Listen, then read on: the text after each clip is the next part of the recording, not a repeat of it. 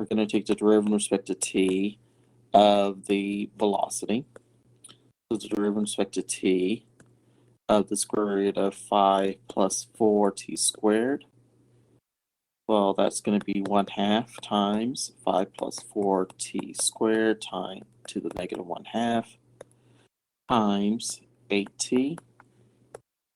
So we're going to end up with basically 4t over 5 plus 4t squared, the square root of that. Let's evaluate that when t is 1. We're going to have 4 over, we're going to have square root of 9, which is 3, so we're going to get 4/3.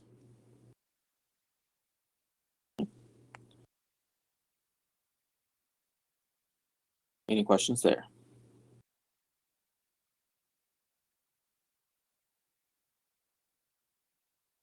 All right, and then a sub n is going to be the square root of, we're going to take the acceleration and square it, so we're going to have 2 squared, magnitude of acceleration squared.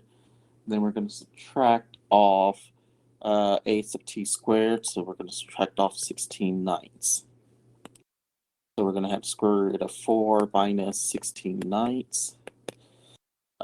So we're going to end up with the square root of 20/9, which is going to be 2 square root of 5 over 3.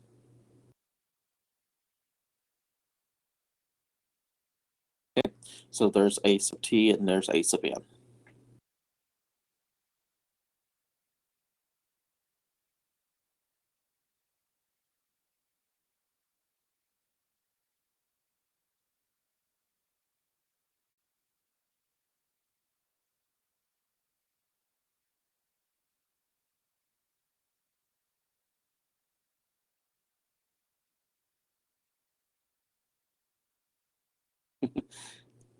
Yeah, be careful there. All right. Any other questions?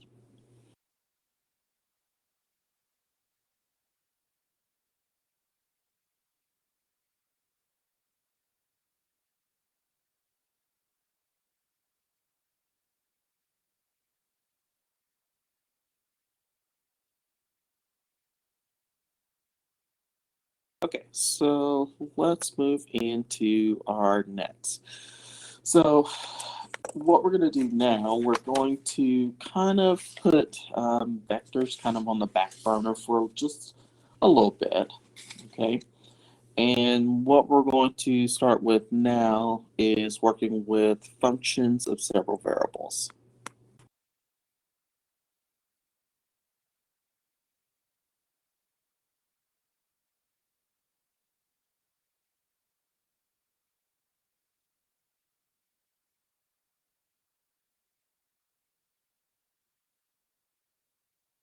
All right. So now essentially what we're going to do is start looking at say function w is defined as f of x of 1 comma x of 2 comma dot dot dot all the way up to x of n. Okay, so it can be defined of several different variables.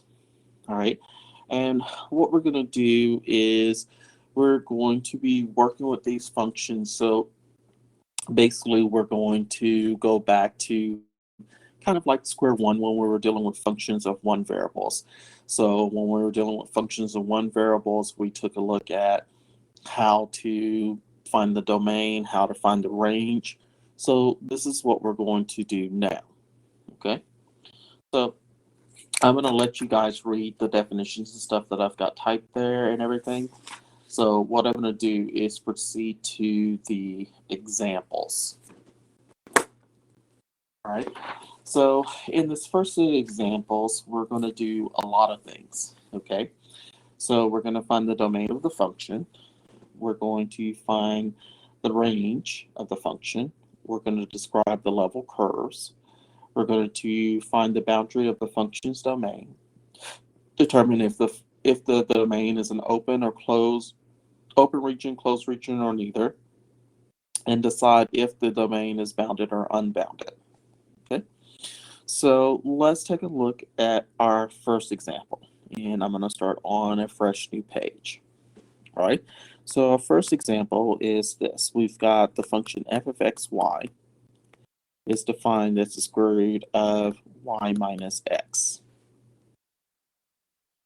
Okay. So the first thing I'm going to do is to find the domain. All right, so when we're doing the domain for this, okay, so since it is a square root function, basically in order to find the domain, we have to make sure that the expression under the radical is what?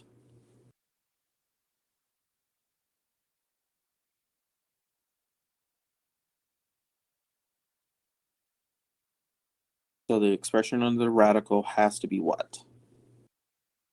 Positive. It has to be positive, okay? But it can be equal to 0, okay, because you can take the square root of 0. Okay, so we're going to say that the domain for this is going to be the set of all xy's, okay, so that we have that y minus x is going to be greater than or equal to 0, which basically implies that y is going to be greater than or equal to the x.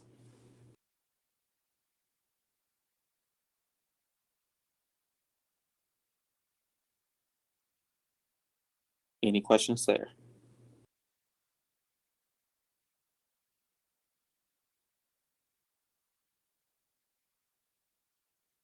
Okay.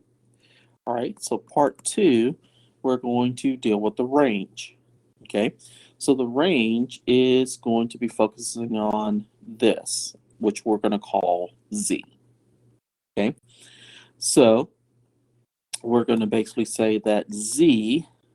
Now let's think about this. We're dealing with a square root function. So what's the smallest value that z can be?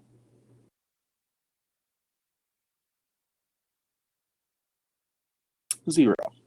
Okay, and then as far as the other values of z, can z be negative?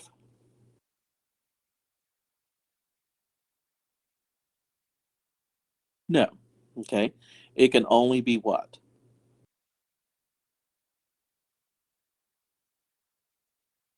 It can only be positive. So we're going to say for the range that all the values of z must be greater than or equal to 0. Okay, and this is going to represent the range. Okay, this is going to represent the range. Right? Any questions there?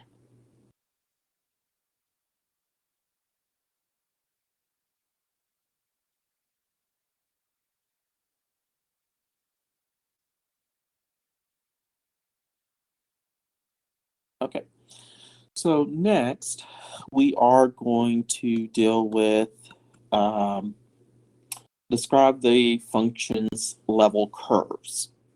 Okay, so the way you find the level curves, all right, so we're going to take the function,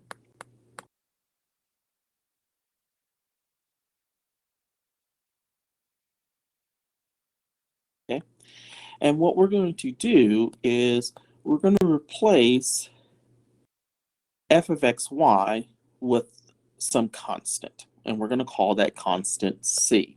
So we're going to rewrite this as the square root of y minus x is equal to c. Okay, and what we're going to do is try to clean this up a bit. So essentially what we can do is we can square both sides. So we're going to end up with y minus x is equal to, if you take a constant and square it, it's still going to be a what? Constant. It's still a constant, so it's still equal to c. Okay. Now, let's take a look at this equation. What is this an equation of?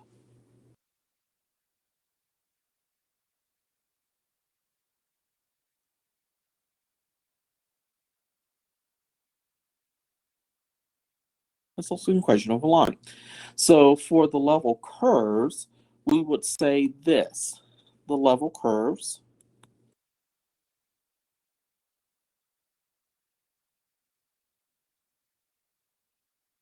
are straight lines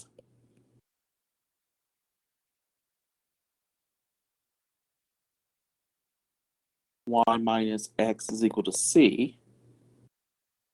Okay.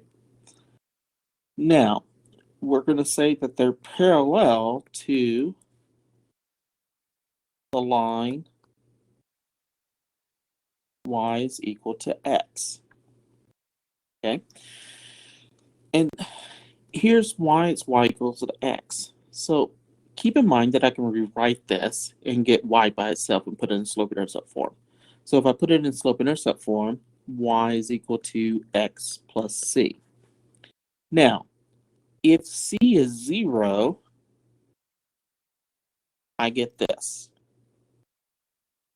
And basically all the lines are going to be parallel to that particular line. Okay?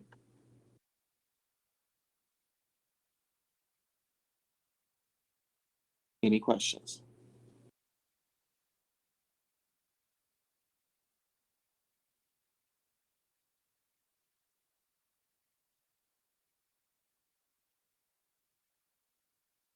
Okay. All right. So the next part, and this is going to be part 4 or part D on yours. Okay.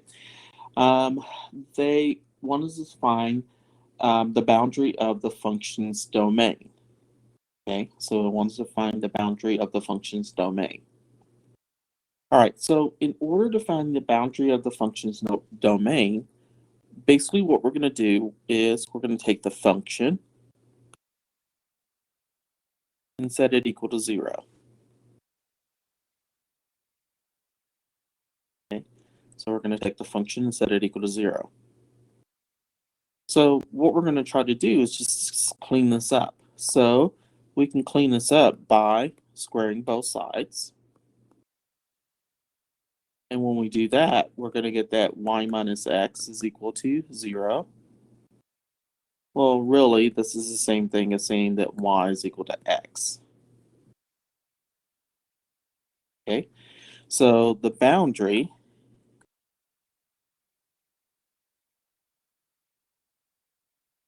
is y equals x, straight line.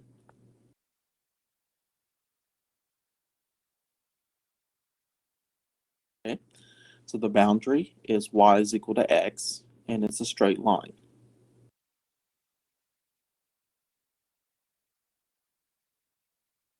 Any questions?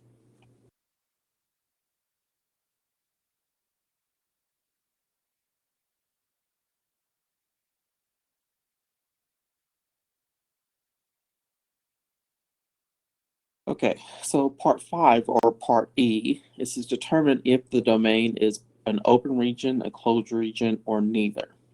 Okay, so when you're trying to decide if it's going to be an open region or closed region, basically what you're going to try to do is to figure out, okay, one of the things you have to figure out is that is the boundary region in the set of level curves? So is the boundary region within the set of level curves?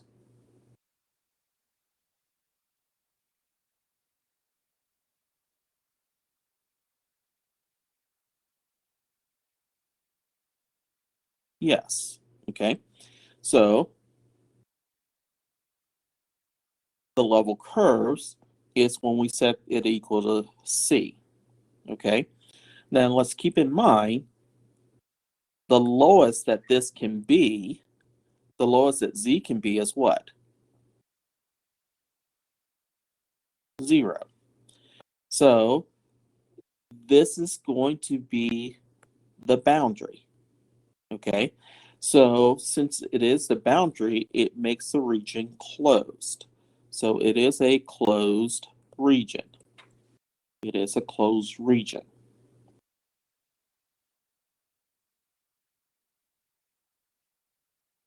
questions?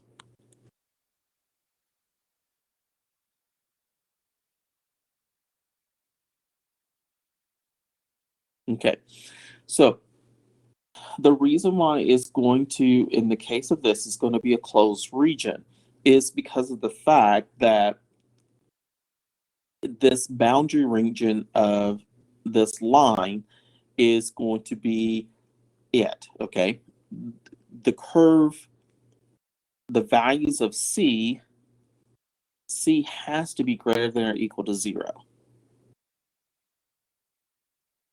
So it creates a boundary for this region, okay? Is it possible for C, which is going to be the value of f of x, y, is it possible for that to ever be negative?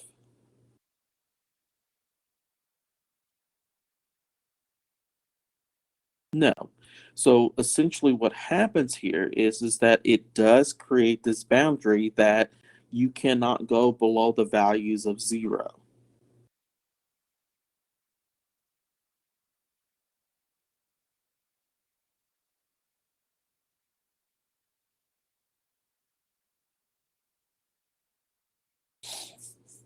Okay. Any other questions?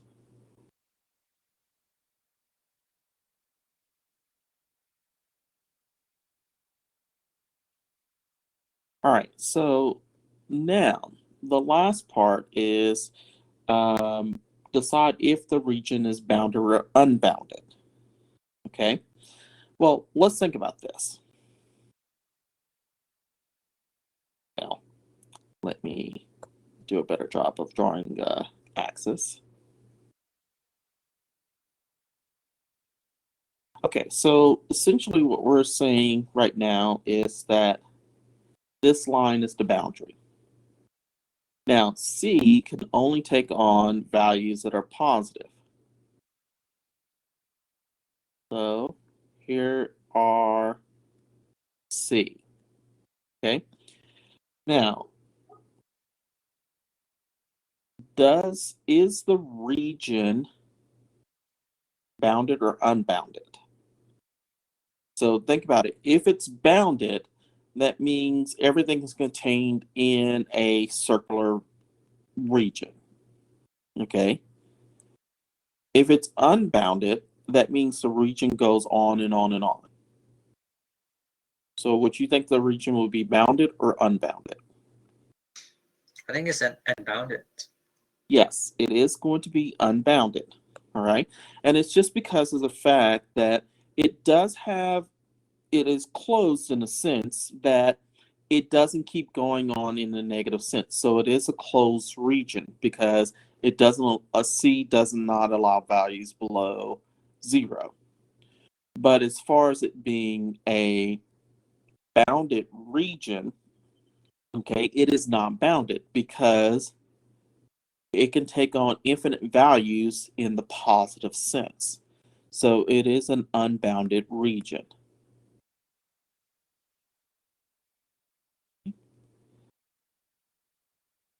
Any questions?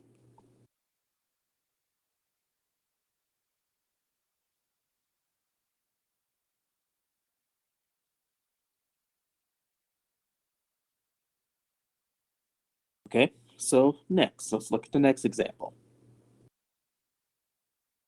All right, so in the next example, we have f of x, y is equal to the square root of 9 minus x squared minus y squared.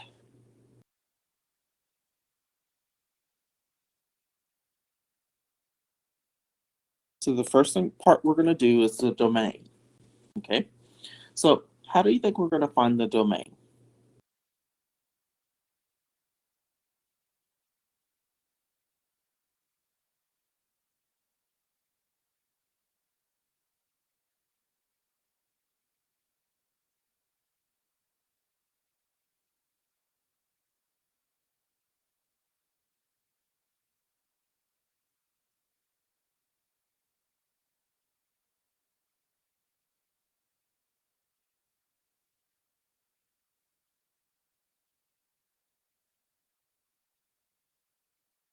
Okay, so we don't want it just equal to. So what I'm going to do is combine Itzel and Moses. I'm going to combine both of yours together.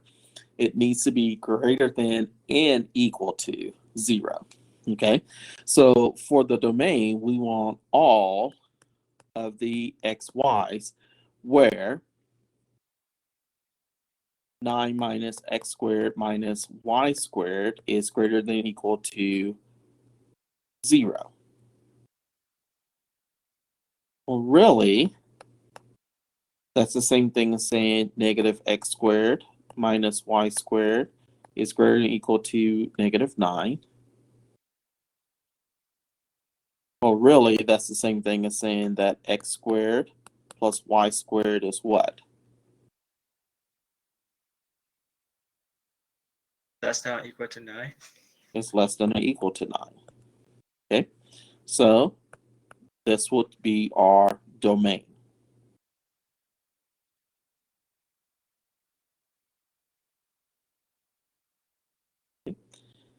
Any questions?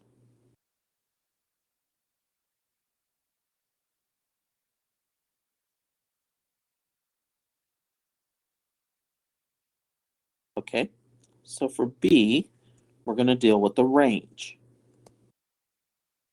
Okay, so we're putting boundaries on Z.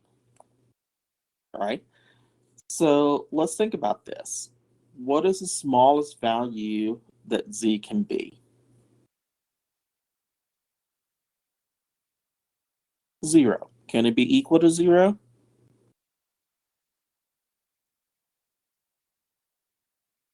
Yes. Okay, so the smallest it can be is 0, and it can be equal to. What's the largest Z will be?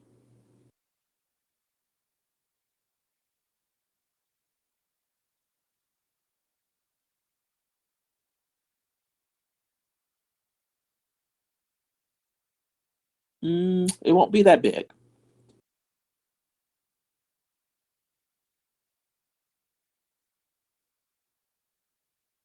Yes, it will be 3. Okay, can it be equal to 3? Yes. So Z is essentially going to be bounded between 0 and 3. Okay, reason why 0. All right, so basically, if I'm looking at the domain, if x squared plus y squared is equal to 9, that means that if you think about rewriting this, it's the same thing as saying 9 minus x squared plus y squared. Okay, so if this is as large as it can be, which is 9, that makes this 0 underneath, and the square root would be 0. Now, if this portion here is the smallest, now the smallest value that this can be is going to be 0. Okay, so if this is 0, I'm going to have the square root of 9. Well, what's the square root of 9? That's 3.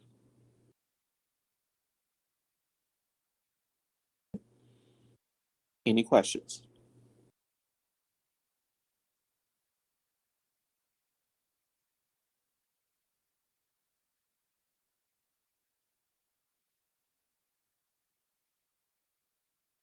Okay.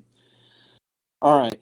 So for C, okay, we want to describe the function's level curves.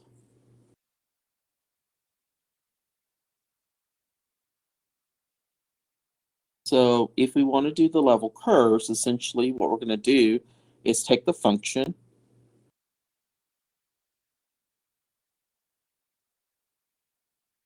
and set it equal to what? Costat. Yeah, so we're going to set it equal to C. So really, this is the same thing as saying 9 minus x squared minus y squared is equal to C, which is still the same thing as saying x squared plus y squared is equal to what?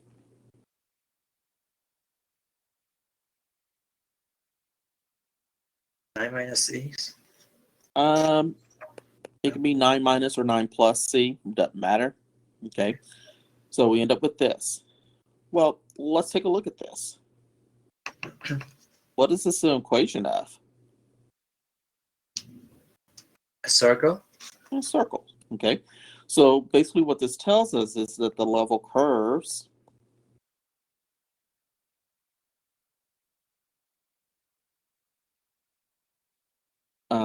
are circles, and they're centered at what?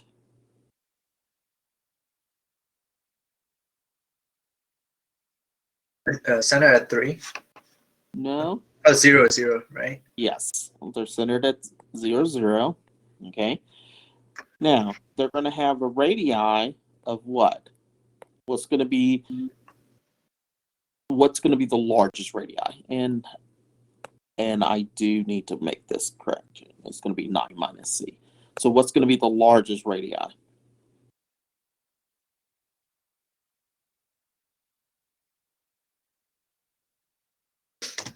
Is it 3?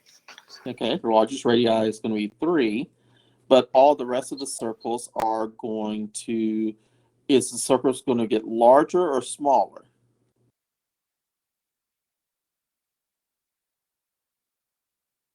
They're going to get smaller. So the radii are going to be less than or equal to 3. The radii are going to be less than or equal to 3. So for this one, we realize that once we get it simplified, it basically the level curves are going to be circles. It's going to be centered at the origin with radii. The biggest the radii can be is 3, and then they get smaller. Now, you have to be careful in this particular problem in that keep in mind that if C is greater than 9, we have a problem. Okay? Because we are no longer we no longer have a circle. So we have to make sure that C has to be an appropriate size that we still have circles. Any questions?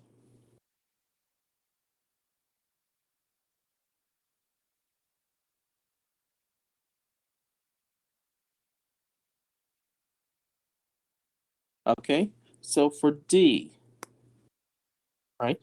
So D, what we're going to do is define the boundary.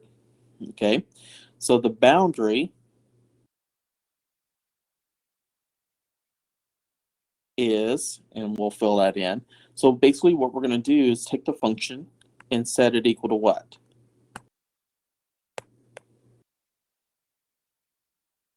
So in order to find 0. the boundary, we're going to set it equal to 0.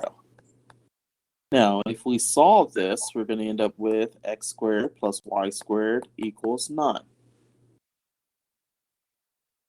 Okay, so for this, the boundary is a circle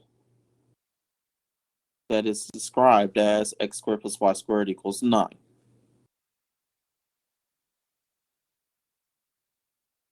Okay. Any questions?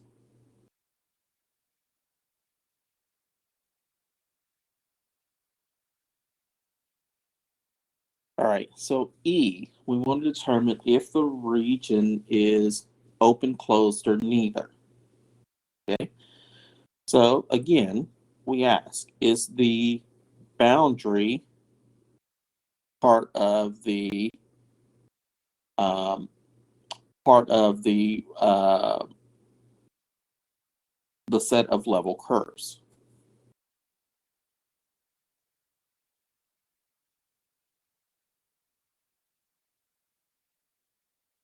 So is the boundary part of the set of level curves?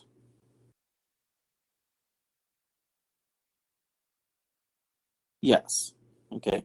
So since it is included, this makes it, excuse me, that makes the region closed. Okay. All right. And then the last thing is F. All right. So we have to pay attention to how the level curves are being created. Okay, so as far as the level curves are concerned, we know that they're circles, right? And the biggest the radius is going to be is what? Is 3. And we know it is part of the boundary. Now, as far as the level curves are concerned, are we increasing the size of the radius or decreasing the size of the radius? Decreasing. We decreasing.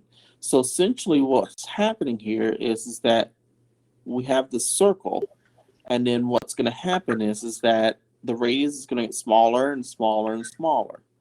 So is it going outside of that region?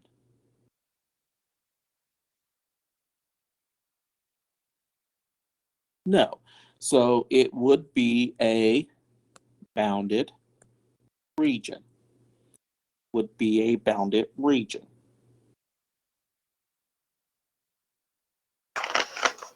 Okay.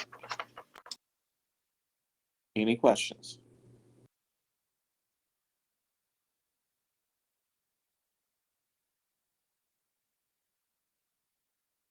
Okay, let's look at the next problem. All right, so we've got C, we've got that f of xy is equal to e to the negative of x squared plus y squared. Okay, all right, so I'm going to give you guys I'm going to give you about 10 minutes. I'm going to let you try to work through this, okay, and answer all the pieces of it, okay? So kind of just work through it and see what you come up with, okay?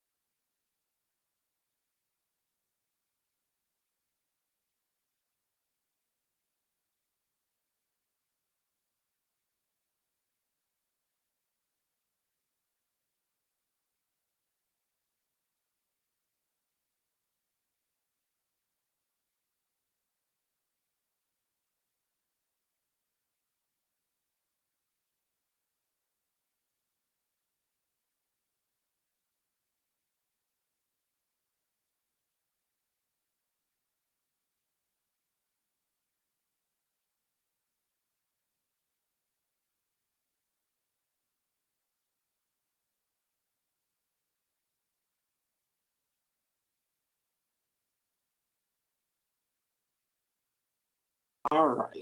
So let's see how you guys did. All right. So when you talked about the domain, so what did you say the domain of this would be?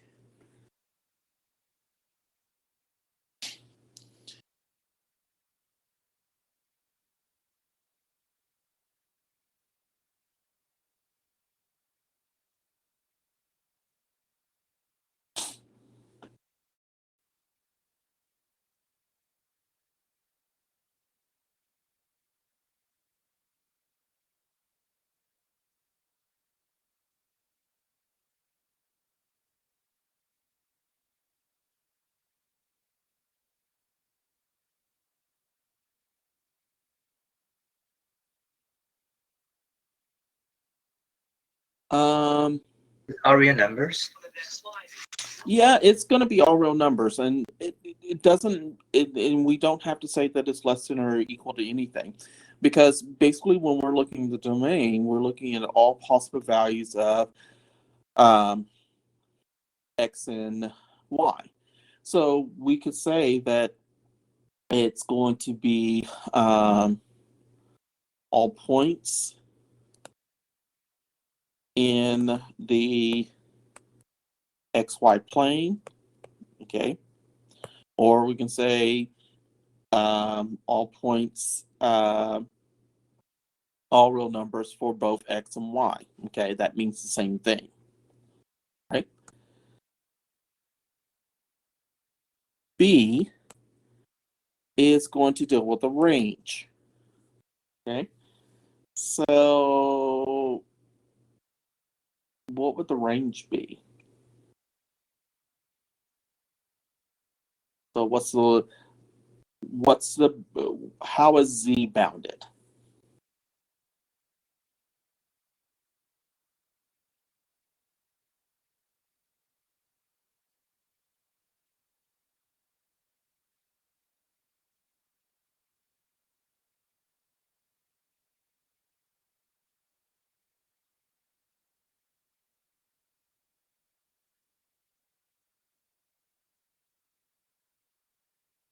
Now, here's something to help you out, okay? Keep in mind that we're working with an exponential function, okay? And let's think about as far as an exponential function is concerned. What's the smallest an exponential function can be?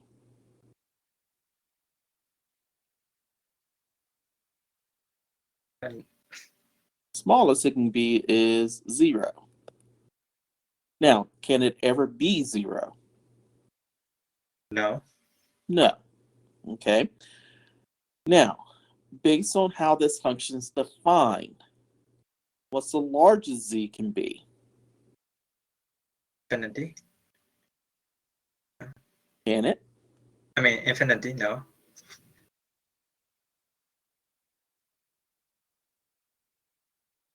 You got to think about it. Is it ever going to get to infinity? Oh, is it 3? No. Oh, wait. I forgot that.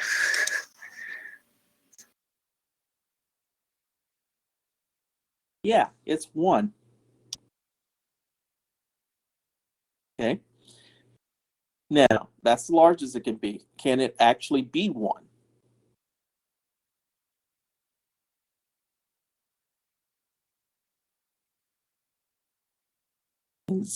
Can z take on the value of 1?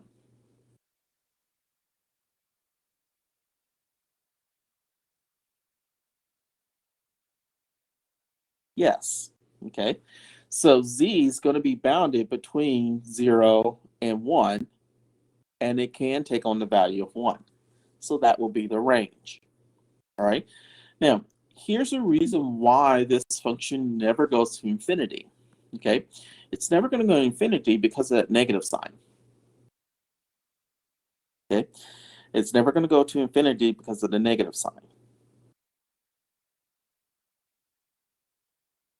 Now, if the negative sign wasn't there, then yeah, this would carry to infinity.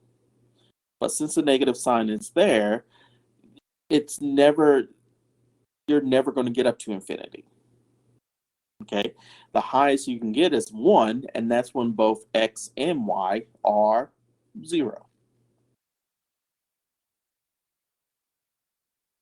Any questions?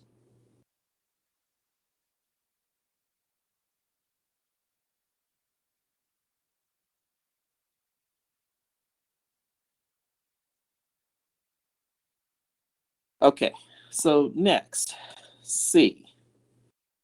Okay, so what we're going to do is we're going to deal with the level curves. Okay, we're going to deal with the level curves.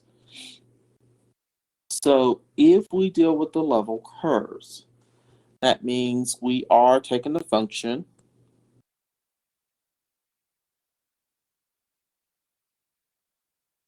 and setting it equal to C.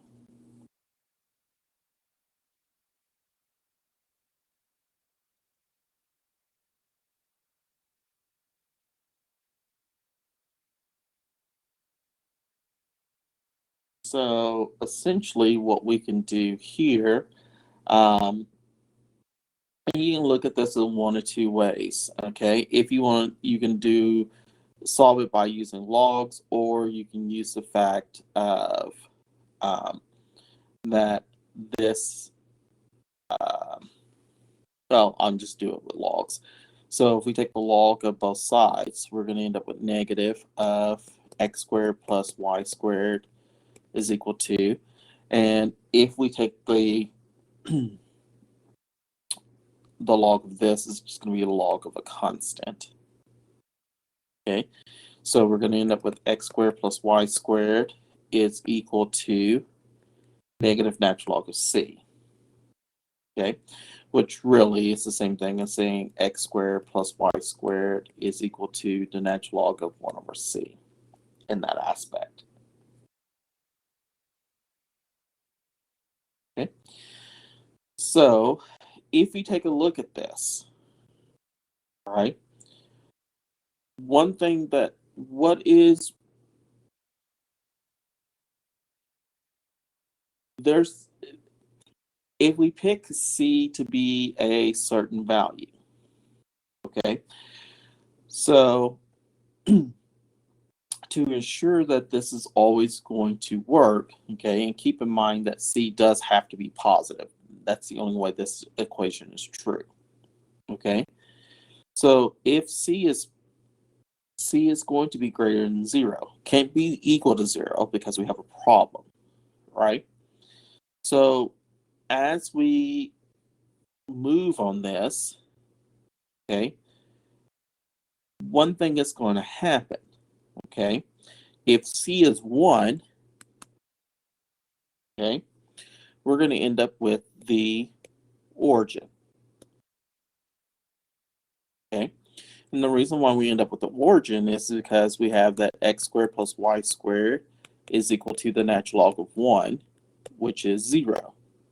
Well, the only way that x squared plus y squared is equal to 0 is when both x and y are 0. So hence the origin.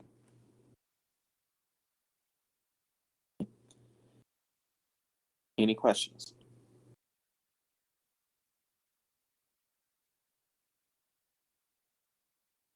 Now, for any other value of c, c being as c gets larger, okay?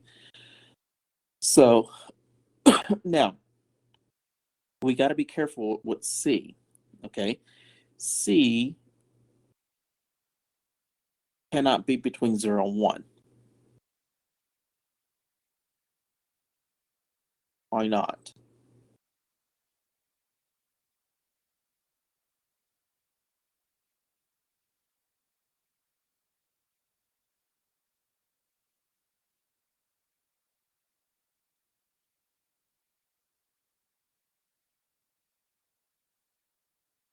Well, let's think about it. We've got this. So why cannot C be between 0 and 1?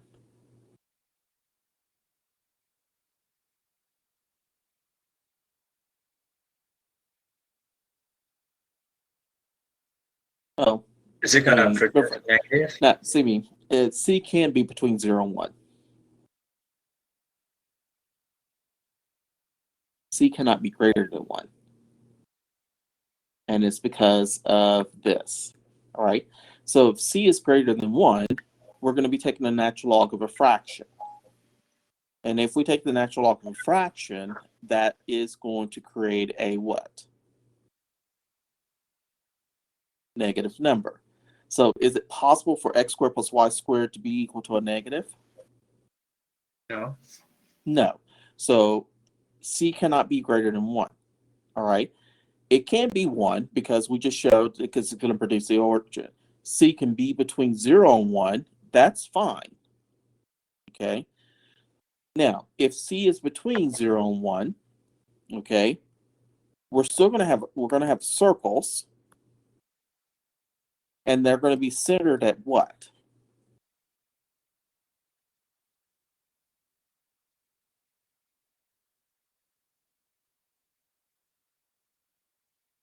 So what will be the center? Yeah, the center is going to be 0, 0. What can we say about the radii?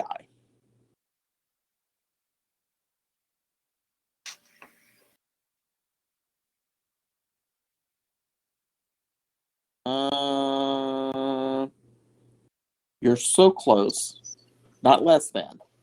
Because if you think about it, if C is between 0 and 1, we're going to have 1 over 0.1, which is 10. Natural log of 10 is the answer. It is what we're going to get for the radius. All right. Now, the values of C, 1 over the value of C, are always going to get larger, especially if they get closer and closer to 0. They're going to get larger and larger and larger. Okay. So really what's happened to the radii, it's going to be greater than 0, not less than. It's going to actually be greater than 0.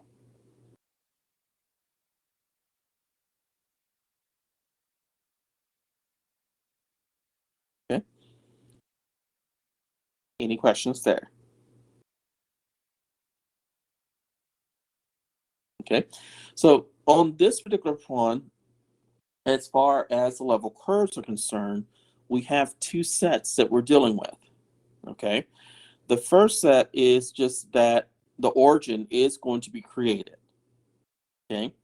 And the second set is that we're going to have circles that are going to be centered at 0, 0, but they're going to grow. These circles are going to grow.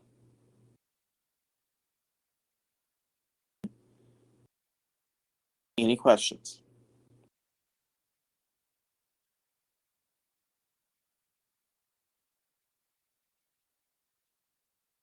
Okay. All right. So part D, we're looking for boundaries. Okay. So again, keep in mind that if we are going to look for boundaries, that means that we're going to have the function, and it must be equal to what? 0. Must be equal to 0.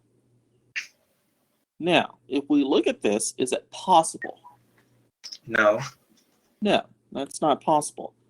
So since this is not a true statement, we basically say that there's no boundary points.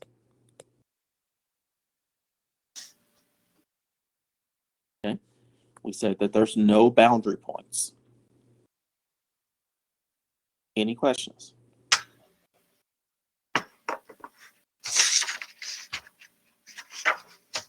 All right. Now, for E, okay, we want to determine if the region is open or closed or neither. Okay. Now, you have to think about it. We had two different things happen with the level curves. Okay. The first scenario that we had with the level curves is that we had the origin created. The other is that we had circles that were centered at 0, 0, and we had the radii that were greater than 0. Now, if I look at this, the origin, would the origin be considered an open or closed region?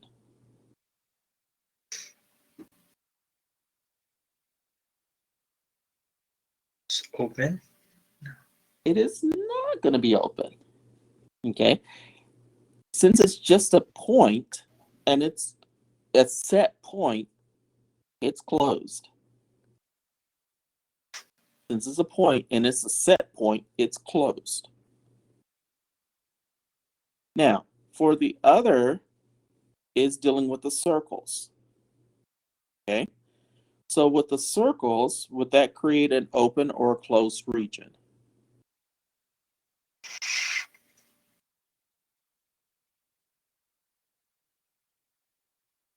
This one's going to be open. Okay? Because of the fact that the radii are always constantly getting larger and larger and larger. Okay, so basically what it's doing is it's just creating a bunch of circles going out like so. So it's going to be an open region. All right. So in the case of this particular problem, it is actually both. It's both open and closed. It's both open and closed.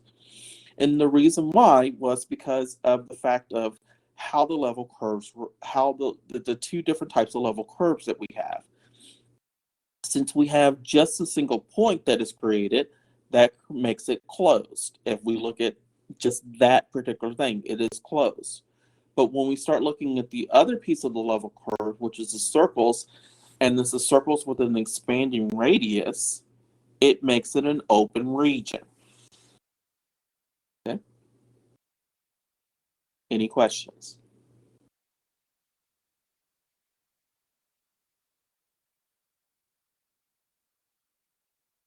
Now, for F, do you think it's bounded or unbounded?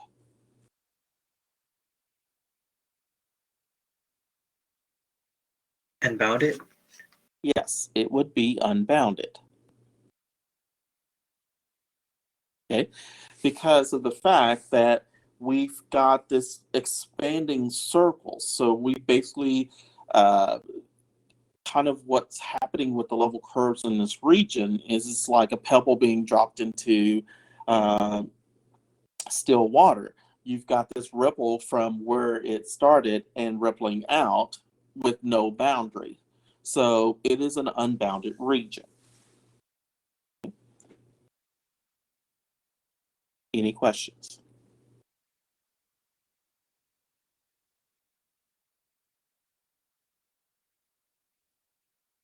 Okay. All right. So, excuse me. At this time, let's take like a 5-minute break. Let your brain rest and process, and then we'll come back and we'll pick up on the last example. We're not going to get through this whole section. It's kind of a long section, but we'll get through a good chunk of it.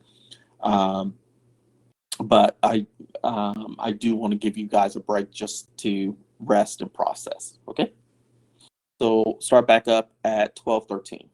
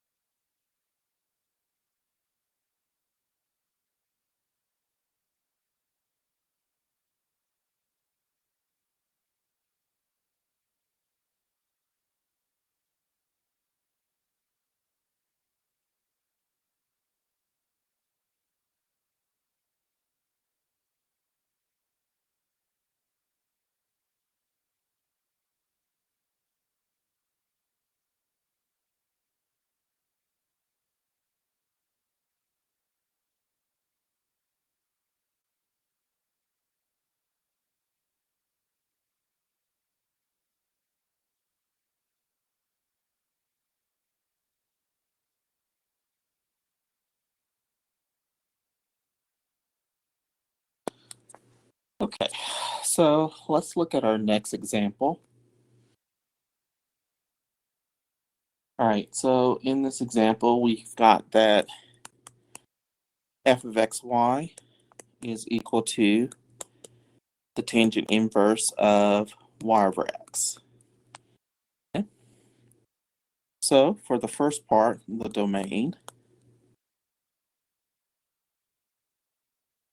what do you think the domain would be?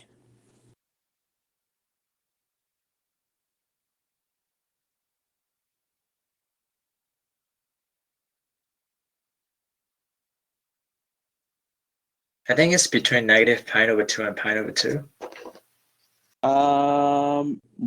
That would not be the domain.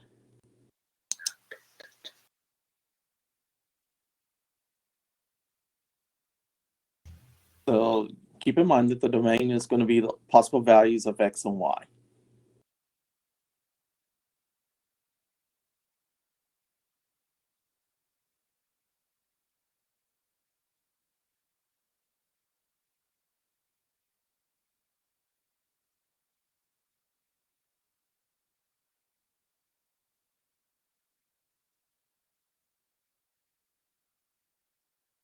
Oh, it's all real numbers.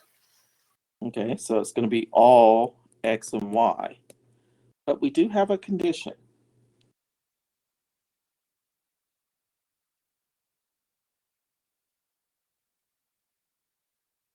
We do have one extra condition. What is that extra condition?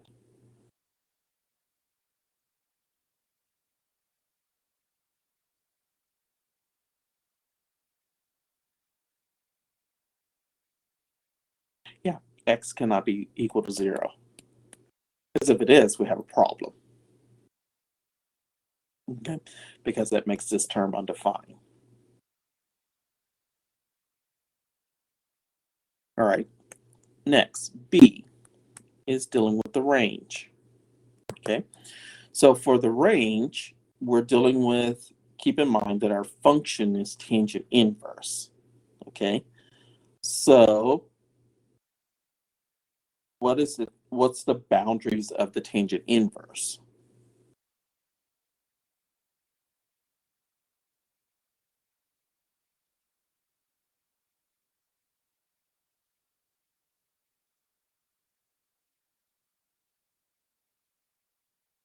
So you got to think about the definition of tangent inverse.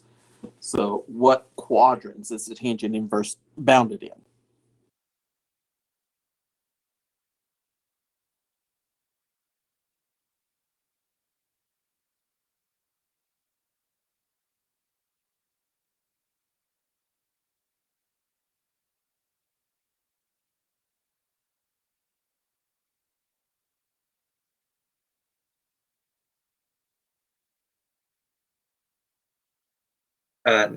Negative pi over 2 and pi over 2.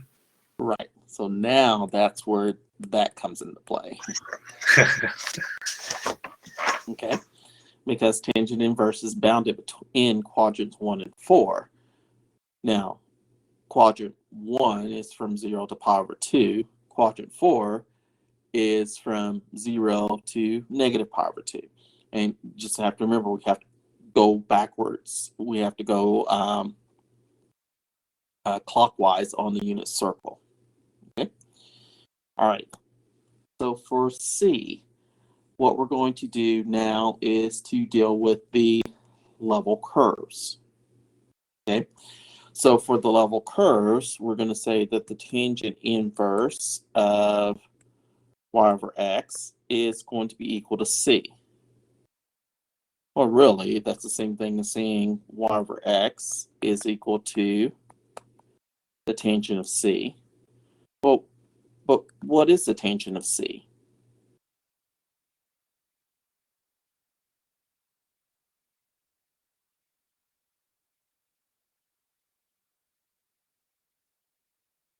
So if you take the tangent of a constant, it's still going to be what?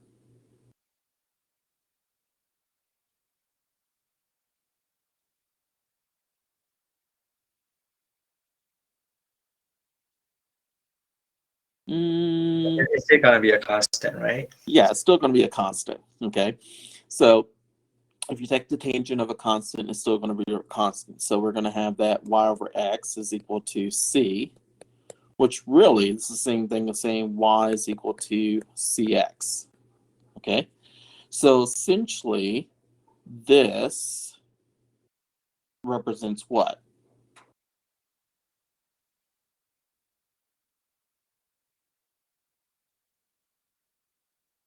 A point. No. Yeah. So basically our level curves are going to be straight lines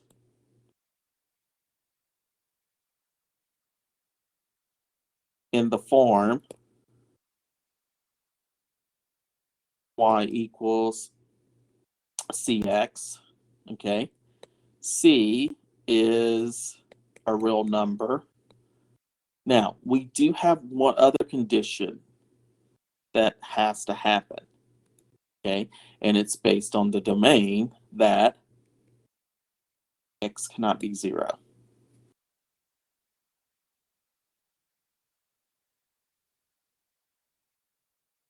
Okay. Any questions there?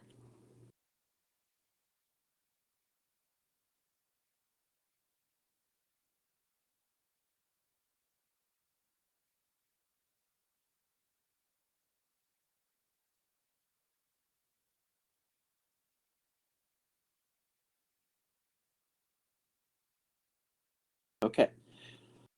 So D, all right, we are taking a look at um, the boundary. Okay. Well, for this region, we do have a boundary. Okay. And the boundary is what we took out of the domain. So what did we take out of the domain?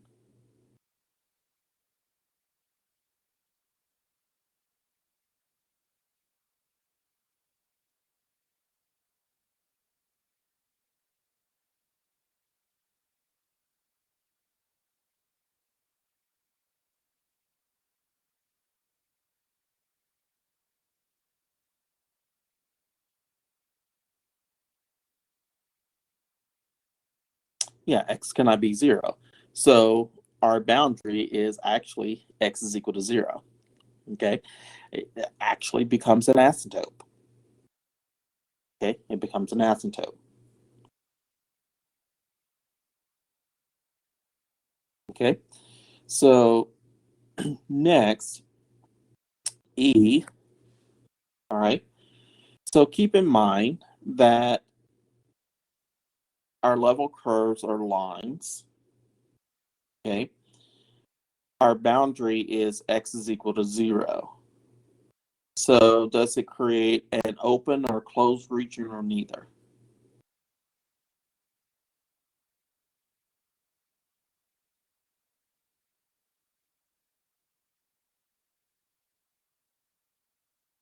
Yes, it does create an open region. It does create an open region. And then the final is it the domain bounded or unbounded?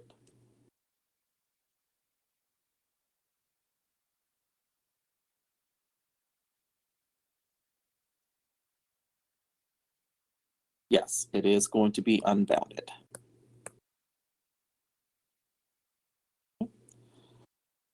Any questions?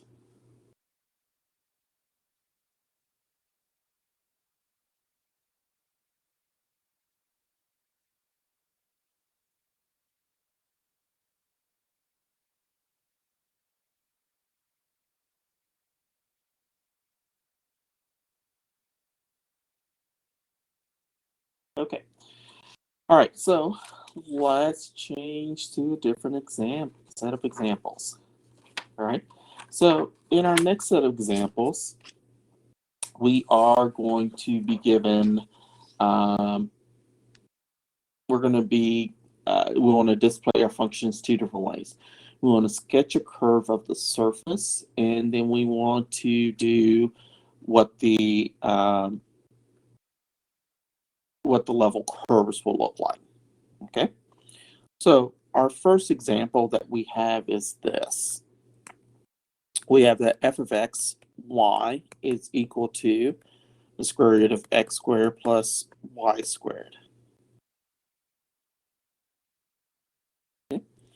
So if we take a look at this, all right, so the first part is that we want to sketch the curve. Okay, so if we sketch the curve on this, all right,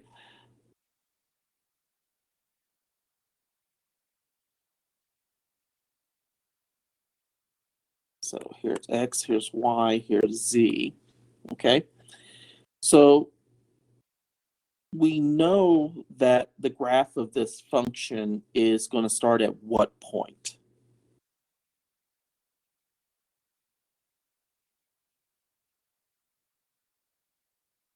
0, 0, and one more 0, 0. So it's going to start at the origin. Okay. Now, as far as things are concerned, is that what we're going to have here is that we can set different values for z. Okay. So if we say that z is equal to 1, we're basically going to have a circle. And we're going to be up 1 on z, and then we're going to have a circle, all right? And it's not going to be as big as what I just drew, but kind of gives you a perspective of what's going on here. So we're going to have a circle. Then we can pick another value for z. We can say z is 2. It's going to have a circle. So essentially what's going to happen here, and let me decrease this a little bit so it's not overtaking the graph. All right, so essentially what we're going to happen is that we're going to be going up on z. And what's going to happen is that we're going to have a series of circles that are going to occur. And this is what the graph of this particular function will look like. Okay. Any questions?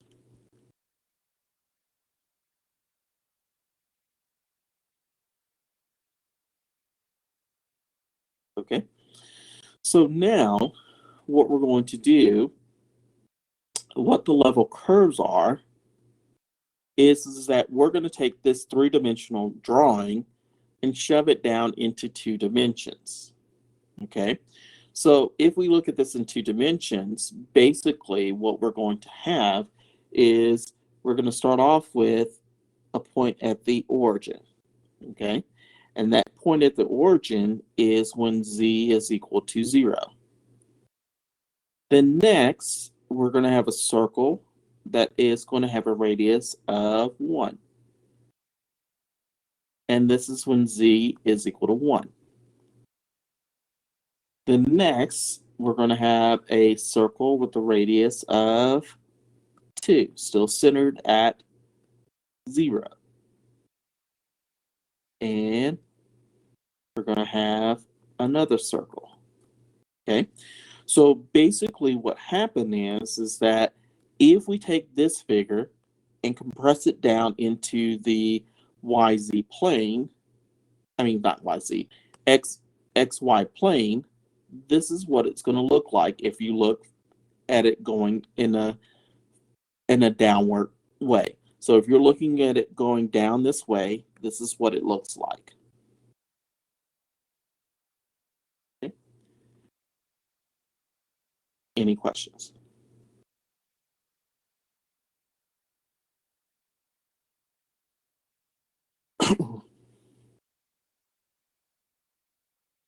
Okay. All right, so let's look at the next one. So for the next one, we have that f of xy is equal to 4x squared plus y squared plus 1. Okay, so if we take a look at this, graphing it, So if we take a look at this, what point do you think we will start at? What point do you think we're going to start at?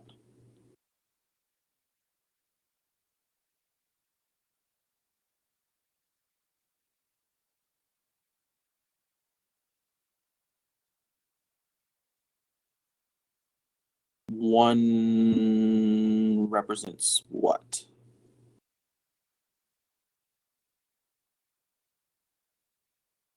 Yeah, okay. So we're going to start at 0, 0, 1, right? So we're going to start here, okay?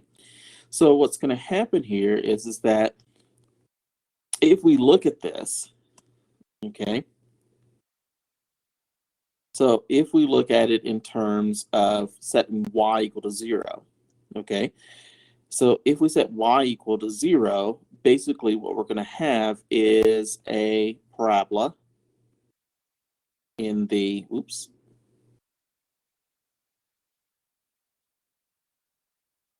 in the z, in the xz plane. And then if I let x be 0, we're going to get a parabola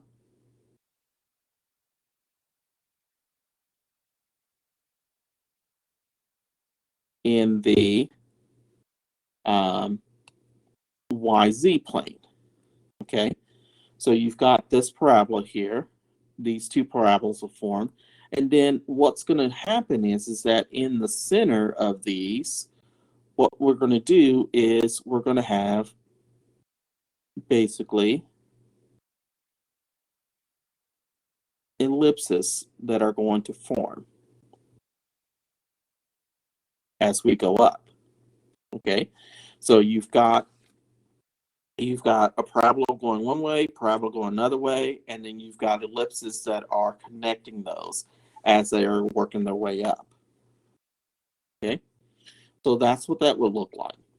Now, if we put this into a 3D, into 2D, okay, so at first, all right,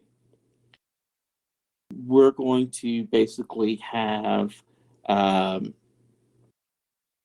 going to have an ellipse that is going to be 1, 2 on y, 1 on x. And we're going to have something that looks like this. Okay, so now for this one here, this first one, this is when z will be equal to, this is when z will be equal to 5. Okay, now we are going to have one here also at the center, and I'll draw an arrow to it. This would be when z is equal to 1. Because when z is equal to 1, okay, we're going to end up with 4x squared plus y squared equals 0. So that's why that point there. Okay, now, what do you think my next z value would be in order to make this work nicely if I continued on? 9. Um, 9 will work, but it's not going to be friendly. Okay, so just keep in mind that whatever it's equal to, I need to make sure that the numbers are divisible. I can divide by, they divide into 4.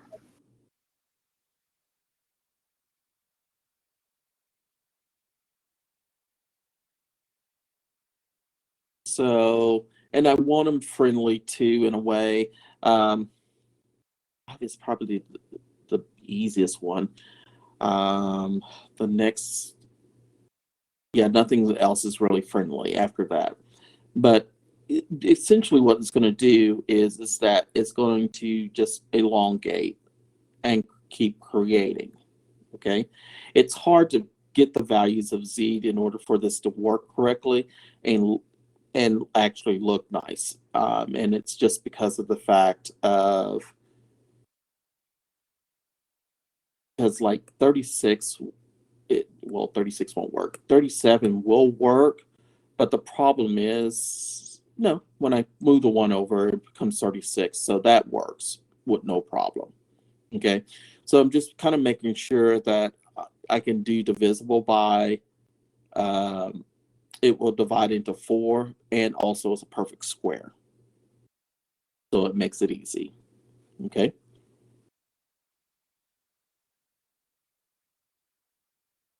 Any questions?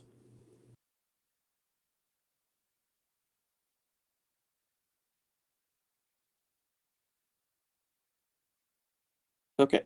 So next, I want to take a look at find an equation of a level curve of a function f of x, y that passes through the given point.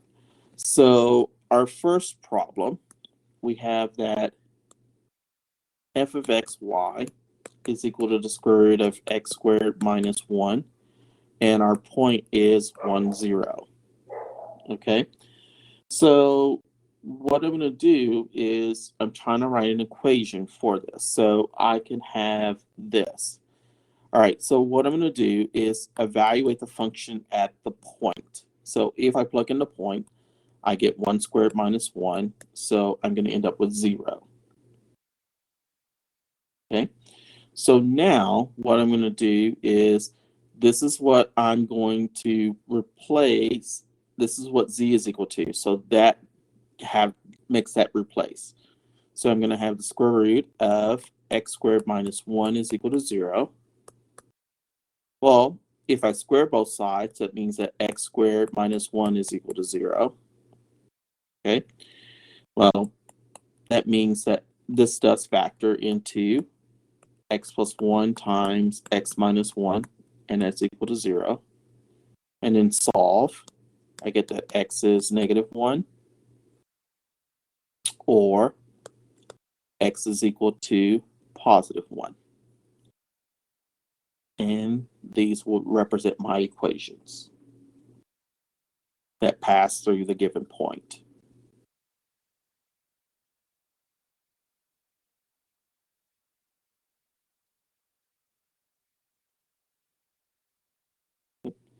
Any questions?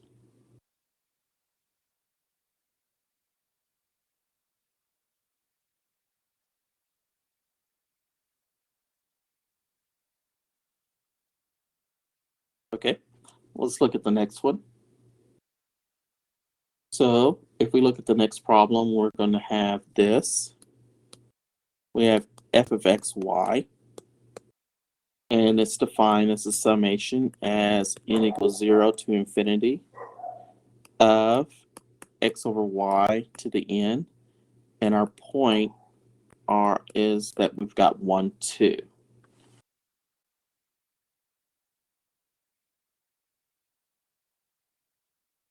Okay. All right, so if we take a look at this, all right, what form are we going to fit it in? What is this a series for?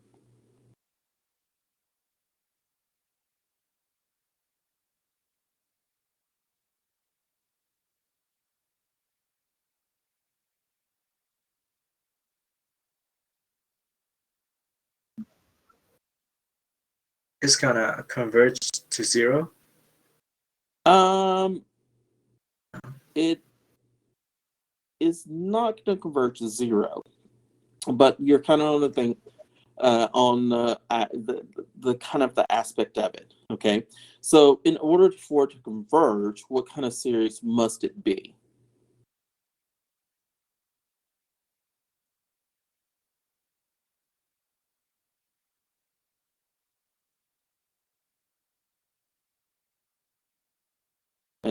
And think of it as you know a series that you can look at real easily and determine if it converges or diverges.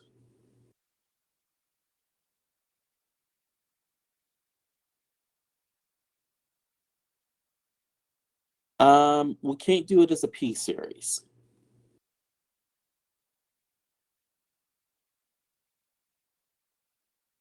It's even easier than p-series. I think it's geometric series.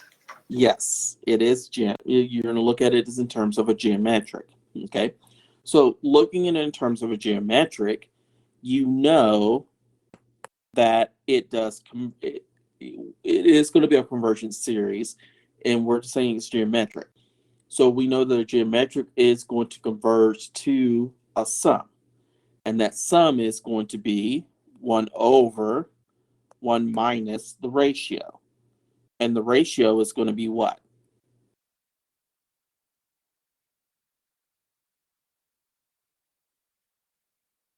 1/2. No, Oh, just one, I guess. no. No. Yes, it's going to be x over y. Okay, we don't want to plug in the points yet. We're not ready for that. So now, if we simplify, we're going to multiply by the common denominator y over y. So we're going to end up with y over y minus x. So now we're going to evaluate it at the point 1, 2 to find out what the sum is.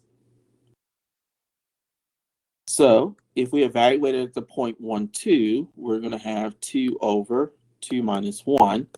So we end up with a sum of what?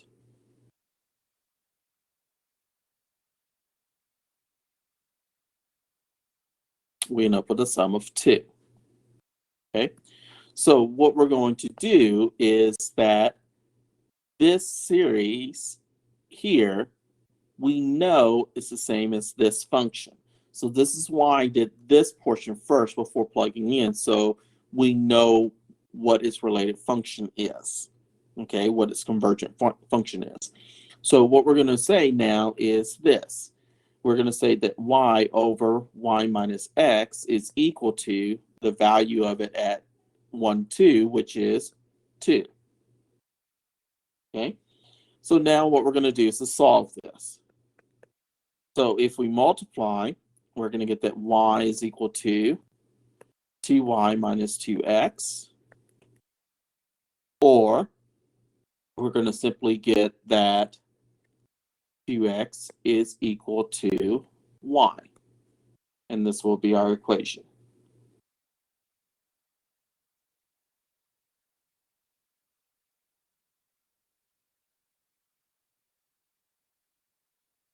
Right. Any questions?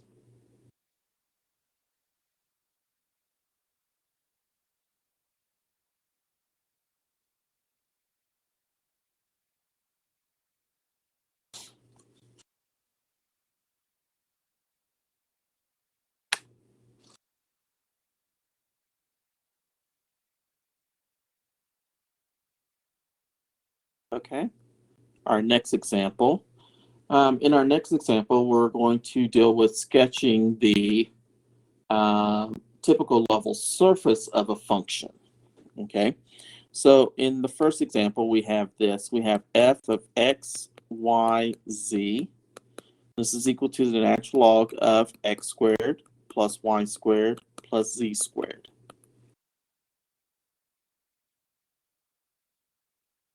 Okay. So in order to find the level surface, it's the same approach as we have do for the level curve. We're going to set the function equal to c. Okay. So if we look at this, we're going to end up with this. We're going to end up with the natural log of x squared plus y squared plus z squared, and this is going to be equal to c. So what we're going to do is just change this over. You change it over from log to exponential. So it becomes x squared plus y squared plus z squared equals e to the c. But really, e to the c is still the same as what? C. It's still c. Okay, so if we look at this equation, what do we have the equation of?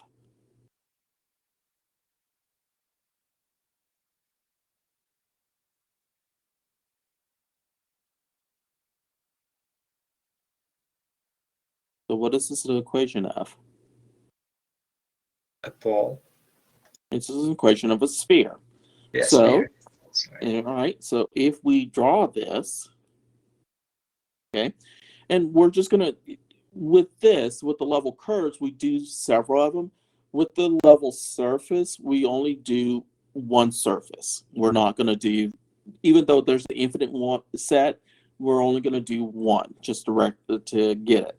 All right, so with this, all right, so we can do a circle in the XY plane, circle in the YZ plane, okay? And let's kind of connect all of this. So there's our sphere, okay? So we just did a circle in all the, so XY, YZ, and XZ. Did a circle on that and connect them, and there's your sphere, all right? And we did it with a radius of the radii of 1, okay? Any questions?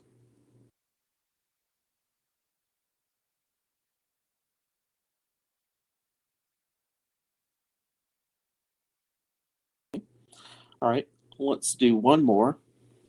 Okay, and this one is that b is equal to f of x, y, z is equal to z. Okay, so again, if we want to do the level surface here, we're going to set the function equal to c. So we got that z is equal to c. All right, so what is this going to be the graph of if we have that z is equal to c?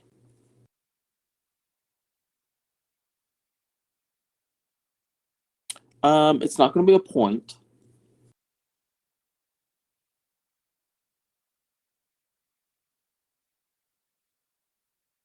Gonna be a straight line, right? It's not going to be a line because you got to keep in mind what variables can take on any value.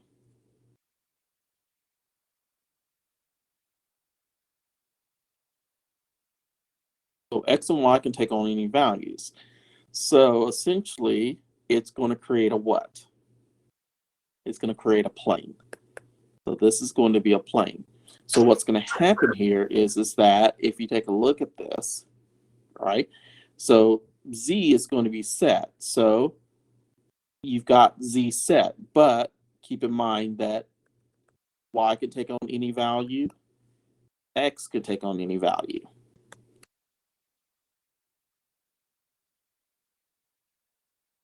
And I just did as a dotted to start off, but this would represent your plane, but this front end should be up instead of down. So it should be a little bit higher up in there. But this is what your plane will be like with z equal to 1.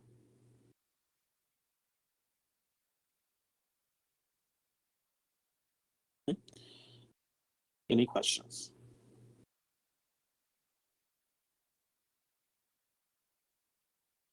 Okay. I do have a few more problems to finish up in this section, so we will finish that up on we'll finish it up on Tuesday of next week. Okay. I will be I sort of have quiz 6 ready, but not fully ready yet. So you guys get to luck out a little bit. As far as things concerned. If you are behind on homework, I would suggest that you catch up and try to catch up on homework and everything. If you want to look at the homework over the section, you can. I do have the problems posted. I don't have the answers posted yet, but you can go ahead and start on it. You'll be able to get through a good chunk of it, but not all of it. And next week you'll probably have I'm going to try to have the rest of the quizzes the for the midterm material done so that they'll be in the queue and ready to go. But you'll probably end up having 3 quizzes next week, so you'll just need to make sure you pay attention to that and everything and be on top of it. So this weekend you kind of get a break, kind of get to play catch up if you got behind on things, and just try to make sure you get everything caught up and everything. Okay, because your midterm is coming soon. Okay, your midterm is coming soon. All right. Any questions?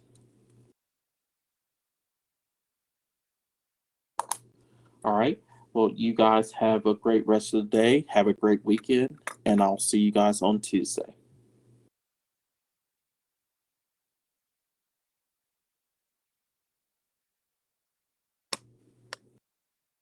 You're welcome.